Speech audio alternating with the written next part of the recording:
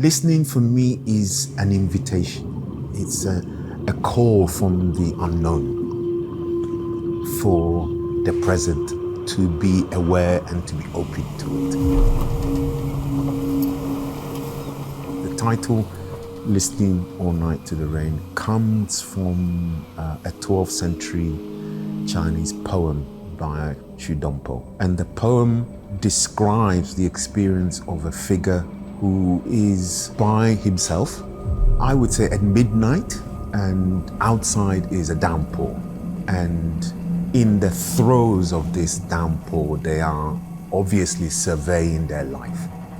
And so the water, the rain is somehow inducing a kind of memorial turn in his life. And in many ways, that's kind of what the work is about. The work is about using the figure of Mnemosyne, the goddess of memory, to navigate the last century.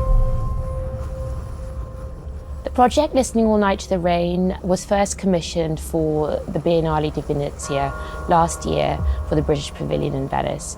John Comfort was nominated to represent Britain at Venice, and for that exhibition he was really thinking about a project which would in many ways culminate the last 4 decades of his extraordinary career in moving image, in filmic work, in sculptural installation, and what it meant to represent your country in a moment where questions of nationhood and identity are all the more pertinent. Who sits in the center, who sits in the margins, and how can we bring these narratives, these cultural histories, also these political histories of the global south and the diaspora to the center? For me, both literally and metaphorically, water is a deity, the most precious of our deities, because quite obviously without that deity we won't survive. But the space of liquidity, water, is an ambiguous, Janus-faced space, because what sustains and nourishes can also drown and kill us, annihilate us. And the space of liquidity is a space of profound and unimaginable returns of environmental, racialized, extractive, memories. But it's also the space that reminds us, that embodies the ecological turn itself. The fact is that the signposts to the disaster is via liquidity, via water. So for the Venice Biennale, Listening All Night to the Rain consisted of 8 different cantos, which are chapters of a song, of a single composition, a single environment. And the idea was that it could function as the kind of active body that could mutate and shift and embody different architectures in different ways. So the cantos that we're presenting here in Madrid are cantos 1, 4, 7, 6, and 8. We maintained the first canto, which is the first installation, on the outside of the building. And then in terms of the internal presentation of Listening All Night to the Rain, the exhibition actually opens with a presentation of works from the collection of the Thyssen-Bornemisza National Museum, which has just been one of the most amazing opportunities to work with an extraordinary collection of 20th century works. John's work, and for decades, has really looked at genealogies of art history, genealogies of image making, how film and video sits within the wider framework of painting and sculpture.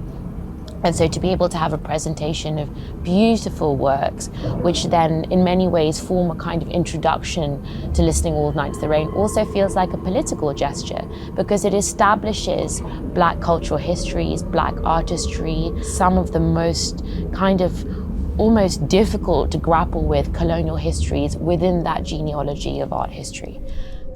Let's say any artwork that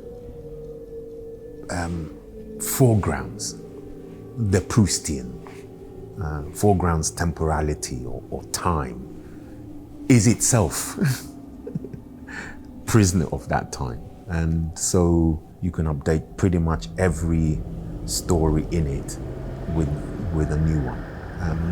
But that's the point. I think all works must have a sense of the provisional about them. They must have the glitch of the present as part of their matrix. I mean, I think for me, as an artist of color, who is deeply, deeply immersed in the ecological turn, I'm always keen to be part of a conversation that says, let's connect things, let's search the connections.